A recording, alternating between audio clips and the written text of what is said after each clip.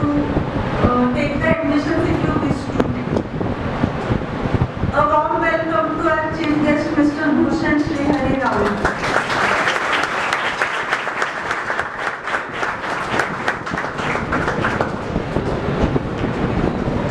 Mr. Bhushan Shri Hari Rao is from Beed and his education is BE Mechanical from MIT College, Aurangabad.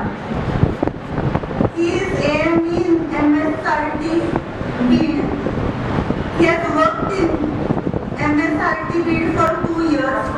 He is assistant desk officer TED Mantralay for 5 years.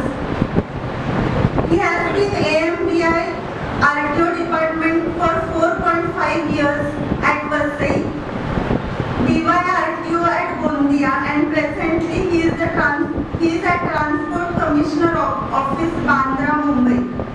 He has been elected as Joint Secretary of RTO Officers Association and he has appeared for MPSC examination. He has appeared for 7 interviews and he has been selected for 3 posts. He has also appeared for mains examinations for UPSC. So a huge round of applause for Mr. Bhushan. I request Mr. Girish Khedkar to please felicitate our chief guest.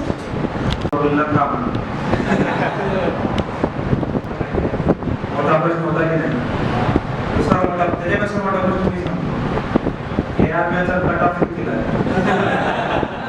तिला cut off इकडे cut off बऱ्याच जणांना झोप लागत असेल cut off तुमची exam झाल्यापासून रोज किमान 100 फोन किंवा व्हॉट्सअप आहे आणि एकच प्रश्न सर कट ऑफ किती आहे माझं तुमच्यापैकी एका दोघांनी केलेलं असेलच फोन माझा एक प्रतिप्रश्न असतो जर मी म्हटलं 45 तर काय करशील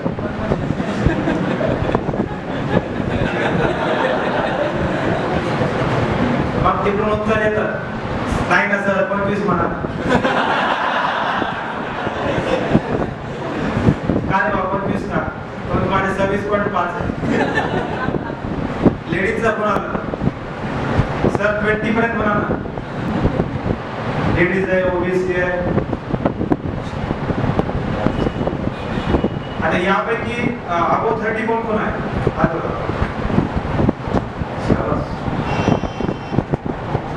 बिलो 30 कोण आहे डबल शाबास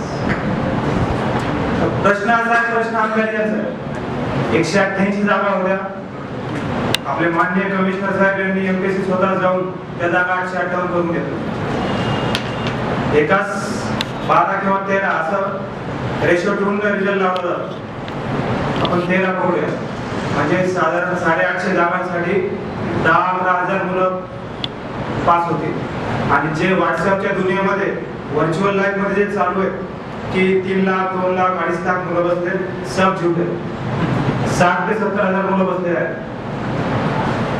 त्यापैकी 20-30,000 मुलं अशी असतात सोम्या गोम्या टाईप सोम्याने फॉर्म भरला म्हणून गोम्या भरतो त्यांनी कधी पुस्तक इंजिनिअरिंग असताना उघडलेलं नसतं आणि झाल्यावर तर पडणंच येत नाही केटी वगैरे ग्रेस घेऊन चेकिंग करून रट्टा मारून पास झालेले असतात खरी कॉम्पिटिशन 30,000 जणांची त्यात एमपीएससी पास करणारे 10,000 म्हणजे प्रत्येक 3 मुलात 1 मुलगा पास होणार कट ऑफचा विचार करू नका इन केस समजा आज मी तुम्हाला सांगेल कट ऑफ 45 लागेल तुम्ही कोणीच अभ्यास करणार नाही रिझल्ट लागेल आणि कट ऑफ 20 लागला तुम्हाला आयुष्यभर झोप येणार नाही की अभ्यास केला असता ते राऊत साहेब आले आणि सांगून गेले 45 मी अभ्यास बंद केला आणि आता पास झालो जे 2 महिने गेलेले ते वापस येणार नाही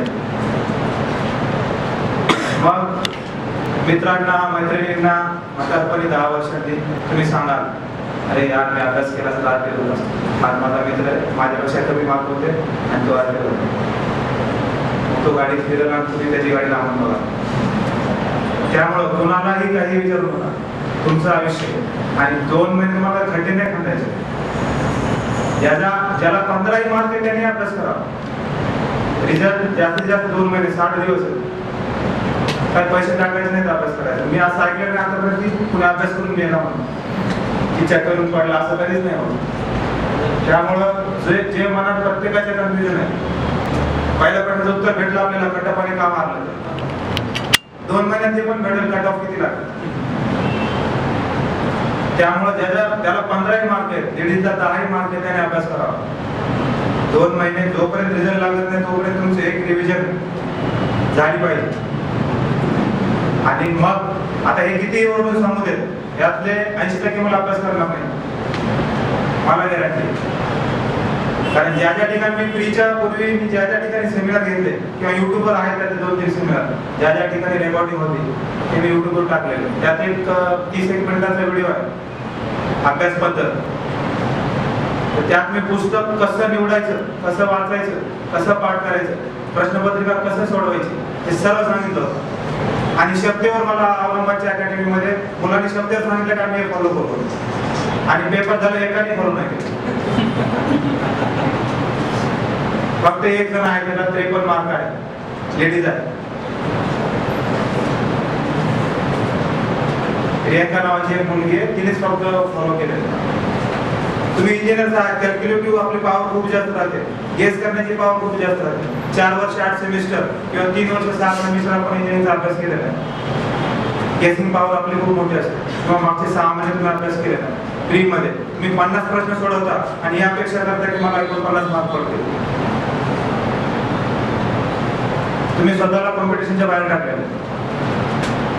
मी जर 100 प्रश्न सोडवतोय मला 100 पैकी मार्क पडतात आणि तू 50 सोडवतो तर 50 पैकी पडतात. आणि 1/4 निगेटिव्ह मध्ये नाही होत निगेटिव्ह. 1/4 जर असेल 4 प्रश्न चुकल्यानंतर 1 वजा होणार आहे. कागदावर ते करून बघा. आता गेल्यानंतर करायचं आणि मला सरांना सांगायचं व्हॉट्सअप करून कोण निगेटिव्ह आला. एक 20 प्रश्न रँडमली लिहायचे, एबीसीडी 4 पर्याय टाकायचे, आयवाची कोणती एकही काढायची. आणि ज्याने निगेटिव्ह ज्याचे मार्क होते माझ्याकडे याचे तर 10,000 रुपये बक्षीस देतो. निगेटिव्ह नाही होत. हे मी फक्त अंदाजे गोळ्या मारल्या तर निगेटिव्ह होत नाही, तुम्ही वाचून गोळ्या मारा. आता प्रश्न मी हे का सांगतोय, सेम गोष्ट मेन्सला आहे. 150 प्रश्न आहेत 300 मार्कांसाठी. तुम्ही त्यापैकी 75 प्रश्न सोडवताल तुम्ही, मग पेपर देऊ नका. 850 फक्त पहिले 858 859 वा मुलगा सुद्धा घरी बसणार. त्या 10-12 हजारामध्ये 859 वर रँक आलेला मुलगा घरी बसणार आहे. 858 वाला युनिफॉर्म घालणार आहे. या ठिकाणी तुम्ही म्हणता मी 70 सोडवले, डॅम शुअर 70 मध्ये 10 प्रश्न एमपीएससी चुकीचे उत्तर देते, 5 प्रश्न कॅन्सल करते. आणि जे तुमचे बरोबर असतात तेच 15 मायनस झाले असतात. 70 पैकी 15 अगोदरच गेले, 55 पैकी मार्क पडणार तुम्हाला. हे 150चे कॅल्क्युलेशन सांगतो. तुम्ही आउट ऑफ कॉम्पिटिशन होता. Maximum risk maximum profit. आणि रिस्क कोणी घ्यायची त्याने अभ्यास केला त्याने. म्हणजे एखादा दीक्षे काळे करून मग ते तोड काळ केलेलं बरोबर. अभ्यास पाहिजे. आता यातही जो आता अभ्यास सुरू करेल 15 मार्क आहे. समजा इनकेस एखादा मुलगा आहे, एक पर्सन आहे, त्याला फक्त 16 मार्क आहे, त्यांनी कुणालाही कट ऑफच्या भानगडीत न पडता अभ्यास सुरू केला. इनकेस त्याला रिझल्ट आला, हे 2 महिने प्लस पुढचे भेटणारे 2 महिने, त्या 4 महिन्यात ती गोष्ट आपण वाचलेली असते. एखादा प्रश्न आहे किंवा पॉइजन्स रेशो काय आहे आपण वाचलेलं असतं, पण मेंदू असा आहे की प्रत्येक गोष्ट लक्षात ठेवत नाही. एक मन आपल्याला सांगत असते उत्तर बरोबर असतं, कुठेतरी सबकॉन्शियस लेवलला आपला खेळ चालू असतो. काय झोपलेला मेंदू म्हणा, जागृत मेंदू म्हणा, यात ते चालू असतं, दोन चालू असतं बरोबर. यात आपण वेळ घालवतो. आता प्री तुम्हाला प्रत्येक कुणाला 100 प्रश्न पर्यंत कोणीच गेलेलं नाही. सर्वांचं एकच उत्तर आहे की प्रश्न अवघड आहे. प्रश्न लेंदी होते, अवघड होते, सोडवता येत नव्हते, डोकं फुटायची वेळ आली होती. बऱ्याच जणांची इच्छा अशी होती की आपण पेपर सोडून निघून जावं. बऱ्याच जणांच्या मनात रडू होतं की आपण आता आपल्या आयुष्यात सक्सेस भेटणारच नाही. एक निगेटिव्ह भावना मनात आलेली होती. त्यावेळेस हा जर विचार केला असता की पेपर माझ्या एकट्याला अवघड आहे का, जेवढे मुलं होते अख्ख्या महाराष्ट्राला अवघड होतं. यात ज्याने मॉरल त्याचं डाऊन होऊन दिलं नाही तो जिंकला. कारण अजूनही लक्षात ठेवा, किंवा तुम्ही स्वतः 1-2 सेकंद विचार करा, आयुष्यात जेव्हा जेव्हा आपण चांगल्या मूडमध्ये असतो किंवा फ्रेश मूडमध्ये असतो त्यावेळेस घेतलेले निर्णय कधी चुकत नाही. आपण डिप्रेशन मध्ये असताना घेतलेले निर्णय कायम चुकतात. सेम गोष्ट आपल्या उत्तरांची येते. पेपर अवघड आहे या मानसिकतेत जे निगेटिव्ह मध्ये गेले त्याचे येणारे प्रश्न पण चुकतात, सिली मिस्टेक होतात. आणि या मानसिकतेत एखादा असतात एकदम कणखर मनाचा की मला काय सर्व एकट्या महाराष्ट्राची वाट लागलेली आहे, त्यात मला आता पुढे जायचं. वासरात लागली काय शहाणी म्हणायचं. कारण पहिले 5 प्रश्न वाचलेलेच कळून जातं पेपर अवघड आहे, ते मला एकट्याला अवघड नसतो, सर्व महाराष्ट्राला अवघड असतं. म्हणजे सरळ मेरिट डाऊन येणार, कमी येणार. यात जो मॉरली स्टेबल आहे त्याचा स्कोर जास्त आला. ज्यांनी लढाई सोडून दिली अभी कुछ नहीं हो सकता, फायदा नाही. मला तीच निगेटिव्ह होणार, आपला क्लासची फी वाया गेली, आपला वेळ वाया गेला, यात तो निगेटिव्ह मध्ये जातो. तो गुडघ्याचा पाय खोला म्हटल्यासारखं तो घसरत तो खाली गेला. आणि मग 17, 18, 20 रुपये. आणि जेव्हा आपलं मन डिप्रेस असतं तेव्हा कोणत्याच कामात आपली स्पीड नसते, विचारात नसते, लिखाणात नसते, कोणत्याच कामात. जो मनाने हातो कॅन्सर होऊन बरेच जण मरतात. शरद पवार साहेबांना 12-13 वर्षापासून कॅन्सर आहे. कारण त्यांची मनाची शक्ती खूप मोठी. युवराज सिंग परत ग्राउंडवरती आला कॅन्सर होऊन. त्यांची मनाची शक्ती कमजोर आहे, ते अर्धी लढाई अगोदरच हरलेलं असतं आणि निगेटिव्ह होत जातात. मग आपली बॉडी त्याला रिस्पॉन्स द्यायला सोडून देते. प्रश्न फक्त मनाच्या ताकदीत आहे. आणि फक्त सगळ्यात शेवटचं उत्तर फक्त आठवे घालून जाणार आहे का? सगळी दुनिया मग कशी काय गेली नाही. जन्मलोक म्हणजे आपण पूर्ण आयुष्य जगून जाणार. आणि एवढे आपण वाईट नाही आहेत, इंजिनियर आहोत की आपल्याला भीक मागायची वेळ येतो. मनात फुल कॉन्फिडन्स ठेवला आणि युनिफॉर्म घातल्यानंतर तर खूप आवड आहे. परीक्षेपेक्षा खूप रोज एक अशा याच्यापेक्षा टफ पेपर रोज आहे आणि एक नाही 4 आहे. तुम्ही विश्वास नांगरे पाटलांचं ते भाषण ऐकलं असेल. रोज असं वाटतं की दोघं मित्र आणून घ्यावा किंवा राजीनामा द्यावा. हे प्रत्येकाची कहाणी आहे गव्हर्नमेंट सर्व्हिसमध्ये. मग जर तुम्ही फक्त 100 मार्काच्या परीक्षेला घाबरला आणि 10 वेळेस, आता एवढं मी सांगू नये सर, अजून एक गॅरंटी, उद्या तुम्हाला ह्यातला एखादा 90 शहाणे विचारतील सर तरी पण कट ऑफ किती.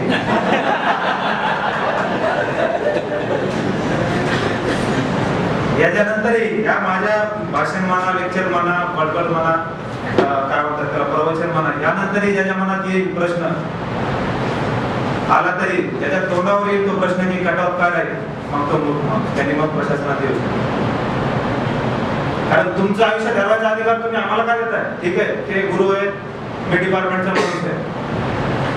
एका चुकीच्या सल्ल्यामुळे आयुष्य स्वतःच निवडू शकतो. आज मी सांगतो आज 55 गटावर या तुम्ही सोडा अभ्यासच करू नका. मी डिपार्टमेंटचा माणूस आहे, 5-10 वर्ष सर्व्हिस झालेली आहे, एमपीएससी दिलेली. मी सांगतो आज तुम्ही 55चा कट ऑफ येणार आहे, 55च्या खालच्याने अभ्यास करू नका. कोण ऐकणार आहे? जे ऐकतील ते माझे दोस्त. करिअर कोणाचं बिघडणार आहे, आयुष्य कोणाचं बिघडणार आहे? स्वतःच. मग आपलं आयुष्य ठरवण्याचा अधिकार दुसऱ्याला का द्यायचा? 15 असो 16 असो, मी अभ्यास करणार आहे, 2 महिने अभ्यास करून काही म्हणणार नाही. आणि 858 मध्ये यायचंय आणि डिपार्टमेंटमध्ये दरवर्षी साधारणतः 30-40 लोकांचं प्रमोशन होतं. म्हणजे तुमच्याच बॅच मधला पहिला माणूस प्रमोशन 15 वर्षाचा आहे. एखाद्याची रिटायरमेंट प्रमोशन होणार नाही का, निवड मोठे जागा बॉटल तयार होईल पुढे. म्हणून पहिल्या 100 जो येईल तो 2-3 वर्षात प्रमोट होईल. आपल्या डिपार्टमेंटला 3 वर्षाला प्रमोशन सुरू होतं, 3 वर्ष सर्व्हिस झाली की प्रमोशन सुरू होतं. त्यामुळे या 858 मध्ये पण आता फक्त रेस ही लावा की 858 मध्ये मी आधी रँकिंग येईल. 858 येईल म्हणून आहेच, त्यात माझी रँक वरती पाहिजे. त्या दृष्टीने अभ्यास करायचा. कट ऑफचा आता विसरून जायचं. ज्याला चालू ठेवायचं त्यांनी चालू ठेवले, रिझल्ट लागेल. कट ऑफ जास्त येऊ शकतो, कमी येऊ शकतो, नो मॅटर. परत आता सरांनी सांगितल्याप्रमाणे मग पुणे मेट्रोसाठी पण मेकॅनिकल इंजिनियर लागणार आहे. महाजनकोची ॲड येणार.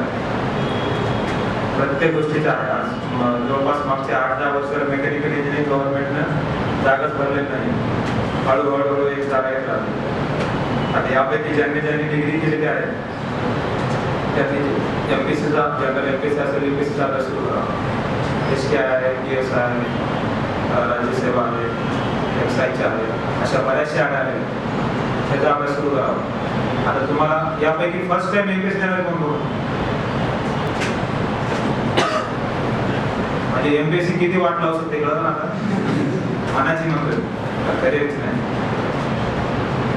2003ला मी MPSC करायला सुरुवात केली होती. अजूनही माझे 2 भारतात अभ्यास करत आहे. आपल्याला कुठं थांबायचं तेही कळलं कारण की आशा सोडलेली नाही. बरेचसे मित्र असे 38-39 वर्ष डेप्युटी कलेक्टर रिवाइज करतात. कधी तुम्हाला सक्सेस भेटेल हे कोणी सांगू शकत नाही. काही असे असतात तुमच्यापैकी 20-21 वर्षाची मुलं पण डिपार्टमेंटमध्ये येते, त्यांचे स्कोअर चांगले. त्यामुळे आता अभ्यास सुरू करावा. 300 प्रश्नाचं मॅनेजमेंट करावी. परत एकदा सांगतो की जास्त प्रश्न सोडवताना जास्त मार्क मिळतो. तो युट्यूबवरचा माझा व्हिडिओ पहा तुम्ही, परत मी रिपीट नाही करत. त्या गोष्टी थोड्या हे केल्या आहे. थोडक्यात सांगतो. 150 प्रश्न आहेत. पहिला प्रश्न, पहिले 3 प्रश्न शब्द वाचले कोणत्याही प्रश्नाचे मला कळतं की हे मला माझ्या मेंदूला ही गोष्ट माहिती की नाही. समजा मी प्रश्नपत्रिका सोडवायला बसलो आणि पहिले 3-4 प्रश्न शब्द वाचले की मला कळतंय. पहिला मी शब्द म्हणतो आणि एक प्रश्न द्यावा. एक शब्द वाचायला साधारणतः आपल्याला अर्धा सेकंद लागतो. 4-5 शब्द वाचायला मला 1-2-3 सेकंद लागते. त्या 3 सेकंदात मला कळतं की हा विषय माझ्या ओळखीचा नाही. मी पुढचा प्रश्नही वाचत नाही म्हणजे नाही. ब्रह्मदेव येऊन बाजूला बसला, बंदूक घेऊन वाच करून मी वाचणार नाही. तर मला माहिती वाचून उपयोग नाही. राऊंड करायचा आणि सेकंड प्रश्न करायचं. तेच सेम लॉजिक. पहिले 4-5 शब्दात मला कळतं की येतोय की नाही. वाटतं येतोय, मी पुढे जाणार. प्रश्न संपल्यावर पुन्हा मला कळतं की याचं उत्तर मला येते की नाही. त्यावेळेस जरी माझं मन म्हटलं की मला हे प्रश्न येत नाही, मी त्यावेळेस सोडून देतो. त्यात माझे 4-5 सेकंद गेलेले असतात.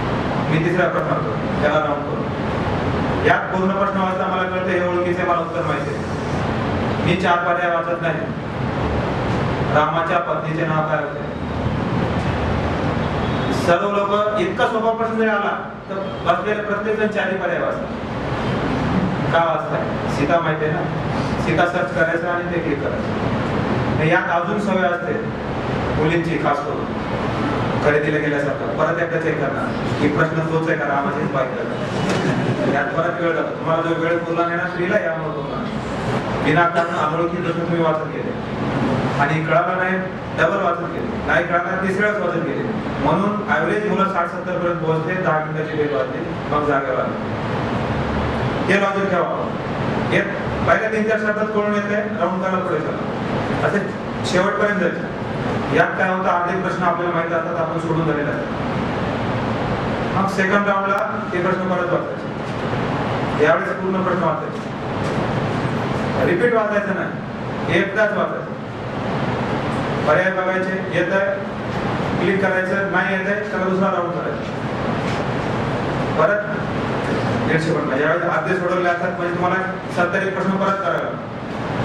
तिसऱ्या राऊंडला मग तो गेस, देव, काय त्याचं नाव असतं, आवडतं मित्र, मैत्रीण, त्याचं नाव घ्यायचं, मग ते काढायचं. किंवा मग रिस्क घ्यायची नाही. निघेल पेपर खूप टफ असेल तर जास्त रिस्क घ्यायची नाही. पण 150 मार्काचा प्रश्न तुम्ही 130च्या अबाव सोडवलेच पाहिजे. माझं सर्व म्हणणं आहे की 150 पर्यंत सोडवा. त्यांनी अभ्यास केला चांगला, त्यांनी सर्वांनीच नाही. पुन्हा निगेटिव्ह आला मला, माझा नंबर थोडीकडे फोन करून मला शिकायला.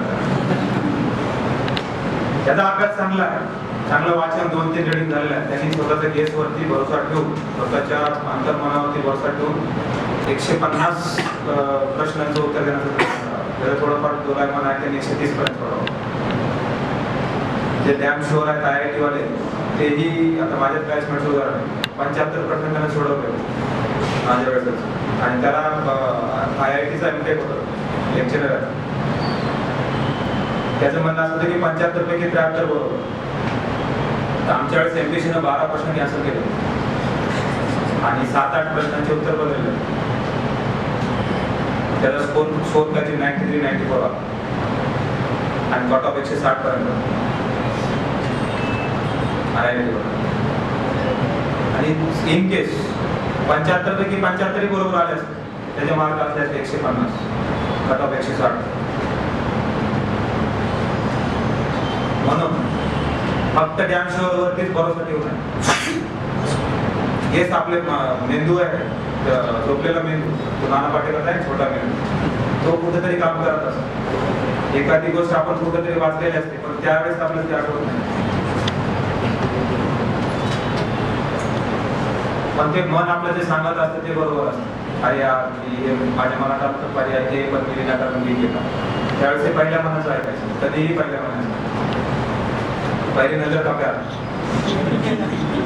तो उत्तरात कधीही बरोबर असतो. अजूनही तुम्ही आता ही परीक्षा दिली, ज्यांनी बऱ्याच वेळेस दिली त्यांना अनुभव असेल, त्यांनी फर्स्ट टाइम दिला ऑब्जेक्टिव्ह एक्झाम, आणि अजूनही बघा बऱ्याच जणांचं असं असेल, अरे यार मी मला हे वाटत होतं पण मी विनाकारण मी मागला विचार करू. खुदा गावामध्ये अमिताभ बच्चनचा एक डायलॉग आहे, ज्यादा सोचने से फैसले कमजोर हो जाते. आणि धीरूभाई अंबानीचं म्हणणं होतं की काय निर्णय घ्यायच्या निर्णयासाठी जास्त विचार करू नका, जास्त ताकद लावू नका, मन खर्च करू नका, निर्णय कोणताही घ्या तो योग्य ठरला पाहिजे यासाठी मेहनत करा. ही एमपीएससी प्रश्नाचं उत्तर देताना जास्त वेळ नका लावू. एक तर प्रश्न सोडून द्या, पुढे चला, नाही तर उत्तर देऊन पुढे चला, त्या ठिकाणी थांबू नका, मग वेळ नाही पडत आणि आपण कॉम्पिटिशनच्या बाहेर जातो आणि मग फक्त आयुष्यभर लढावं लागतं किंवा जे सक्सेस आज भेटणार आहे ती उद्यावर टाकलं लागतं. तर आता राहिला प्रश्न पुस्तक कोणते वापरा. आपला स्तर आहे डिप्लोमाचा, तर विनाकारण गेट्सचे वगैरे पुस्तकं वाचू नका. ज्यांना वेळ आहे, त्यांचा अभ्यासाची स्पीड जास्त आहे, त्यांनी त्या भानगडीत पडावं. डिप्लोमा लेवलची पुस्तकं वाचावी, खूप जागी इंजिनिअरिंग लेवलची वाचावी. RS छान पुस्तक आहे. तर आजकाल पॅटर्न बदललेला आहे. आमच्या वेळेस एक प्रश्न त्याला 4 पर्याय असायचे. आता पूर्ण एमपीएससी मध्येच एक प्रश्न 4 पर्याय, त्याला परत 4 पर्याय. आणि यातून होतं काय, तुम्हाला कन्फर्म माहित असेल तरच तुमचा वेळ खाऊ प्रोसेस आहे आणि तुम्हाला कन्फर्म ते रट्टा मारणारा माणूस नाही, कन्फर्म ते माहीतच पाहिजे. 4 पैकी 4 पर्याय म्हणजे तोच एक्झॅक्ट उत्तर आलं पाहिजे. या प्रश्नाची सराव करा. आता जे काय मार्केटमध्ये पुस्तकं भेटतील तुम्हाला कोणते ऑब्जेक्टिव्ह म्हणा, डिस्क्रिप्टिव्ह म्हणा, यात तुम्हाला या गोष्टी पर्यायाला पर्याय अशी पुस्तकं शक्यतो कोणी नाही भेटणार जास्त. म्हणून ते पुस्तकं खराब असा होत नाही. कोणताही एखादा आहे, स्ट्रेस आहे, स्ट्रेन आहे, या स्ट्रेसवरतीच तुम्हाला 100 प्रश्न तयार करता येतील पर्यायाला पर्याय. हे तुम्ही तुमचे तयार करा.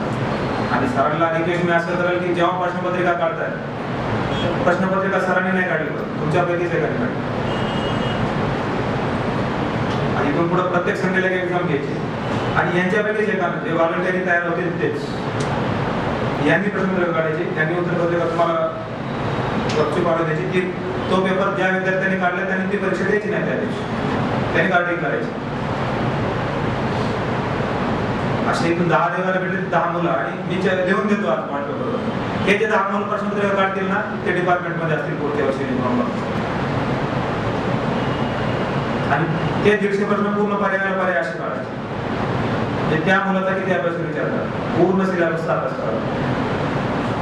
पण तुम्ही इंग्लिश मीडियम सर तर करतीलच, तुम्ही आता त्या गोष्टी इंग्लिश मीडियम सर पेपर मी काढतो.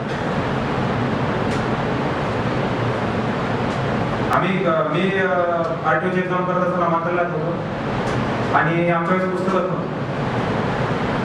आता माझं पुस्तक तुमच्यापैकी बऱ्याच जणांकडे असतं. आपल्याच आरटीओच्या मेन्स एक्झामसाठी लिहिलेलं पुस्तक हेच पुस्तक आहे. यात आपल्या सिलेबसनुसार हे केलं, ऑब्जेक्टिव्ह पूर्ण पुस्तक ऑब्जेक्टिव्ह आहे, थेरी खूप कमी दिलेली आहे. फक्त हे म्हणून यात जवळपास एका चॅप्टरचे 500 400-500 प्रश्न दिलेले आहेत, पण यात डबलवाले नाही. तुम्हाला उपकार सिरीजचे एक चांगले पुस्तक भेटते, ऑब्जेक्टिव्ह मेकॅनिकल इंजिनिअरिंग. परत आर एस ग्रुप तर सर्वांना पाठवत असतं. डिप्लोमाचे थेअरीचे पुस्तक आणि ऑब्जेक्टिव्ह मेकॅनिकल इंजिनिअरिंगचे पुस्तक यात वेळ जास्त द्या. IIT गेट ह्याच्या भानगडीत शक्यतो करू नका. आणि प्रश्नपत्रिका 2003 पासूनच्या आयोगाच्या वेबसाईटवरती आहे किंवा यातही प्रश्नपत्रिका सर्व ज्या आहेत आयोगाच्या कीनुसार त्या दिलेल्या आहेत त्या सोडवा. टाइम लावून सोडवा. फ्रीच्या वेळेस कोणी कोणी प्रश्नपत्रिका सोडवल्या का? किती सोडवल्या? 5 झाला. किमान 10 मुख्य परीक्षेच्या किमान 10 प्रश्नपत्रिका आपल्या घरी बसून सोडवल्या पाहिजे, क्लासमध्ये नाही. सर तर काय 100 घेतील तुम्हाला द्यावं लागते. घरी बसून टाइम लावून सोडवायचं. आणि सर जेव्हा तुम्ही परीक्षा घेतात तेव्हा शक्यतो असं करा, जो आयोगाचा टाइम असतो त्यावेळी आयोगाची परीक्षा 11 ते 1 आहे त्यावेळी. कारण कसं होतं आपला माइंड, आपण जरी किती जरी म्हटलो तर आपला माइंडला एक सवय असते, रोज सकाळी आपल्याला ठराविक वेळेत जाग येते, ठराविक वेळेला झोप येते, ठराविक वेळेला ठराविक गोष्टी करू वाटतात. त्या माहोलमध्ये जाण्याचा जेवढा प्रयत्न करतात तेवढा फायदेशीर आहे. 11 ते 1 वेळेत बसून घरी बसून, सरांनी एक्झाम नाही घेतली, शनिवार रविवार असेल तर 11 ते 1 या वेळेत बसून प्रश्नपत्रिका सोडवायची. आणि मग आपला स्कोर आपणच बघायचा पॉझिटिव्ह. त्यात पण एक खेळ करायचा की मला येत असलेले उत्तर किती होते.